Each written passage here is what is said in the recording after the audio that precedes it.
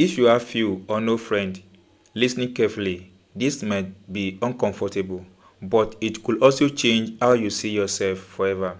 Because the truth is, some people aren't alone because they are lacking, they are alone because they are different. And those differences come with five rare traits most people never notice. Beat, let that breathe. You are at a social event. Someone around you is laughing, moving effortlessly between conversation, exchanging numbers, and you are standing there not because you are afraid, but because something in you doesn't quite fit the rhythm of the room. You leave early, you drive home in silence, and somewhere between the streetlights, a quiet question surfaces. What's wrong with me? Nothing. That is the answer, even if it doesn't feel like one yet. Trait 1. You process depth before breath. Most social connection operates on the surface, whether weekend plan, small, frictionless exchange. For some people, these feel natural. For others, it feels like showing up to a concert and only hearing the crowd noise, never the music. If you are the second type of person, you are not antisocial, you are depth-oriented. Carl Jung spent decades writing about the introvert not as someone who dislikes people, but as someone who is trained by shallowness and restored by meaning. The world called this being difficult. Psychology call it a cognitive style. Trait 2. Your nervous system is more sensitive than average. This is not weakness. Research in sensory processing suggests that certain people pick up on more emotional undercurrents. Inconsistent unspoken tension.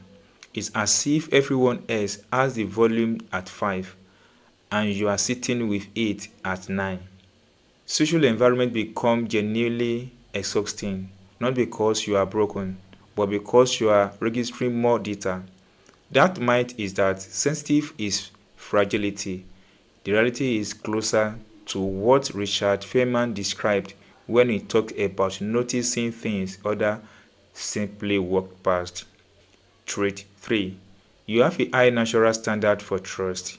You don't let people in quickly, not because you are cold, but because you take relationship seriously. Friendship for you isn't casual, it's commitment. And so you wait. You observe.